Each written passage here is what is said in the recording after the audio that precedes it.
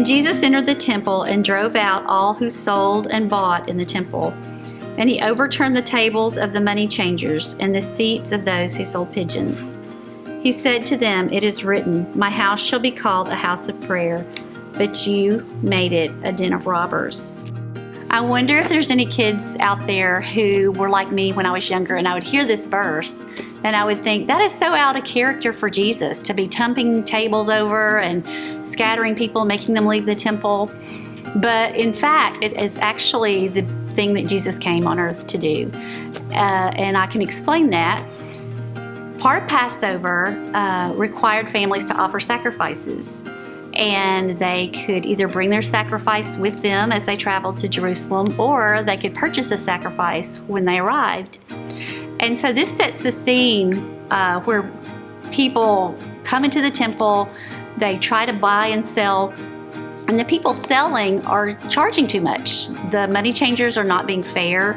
The people selling animals are not being fair. They're charging too much money, and they're taking advantage of people who are trying to come and worship God.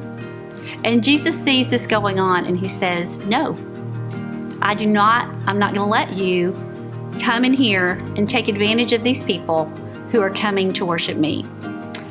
If anything, the temple should have been a place for these weary travelers to find kindness. If anything, the temple should be a place where these weary travelers come and find somebody who's willing to treat them fairly.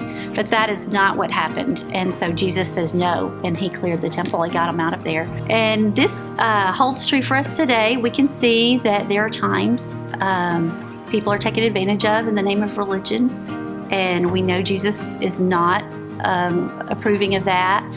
And it makes us ask ourselves, what do I need to clear out of my life? Is there something at church, at Highland, that we need to do differently? Are we doing anything to keep people who are trying to find Jesus from finding him? And even more difficult in my personal life, asking God to gently reveal, is there anything that I'm doing that is causing somebody else to have a hard time finding Jesus?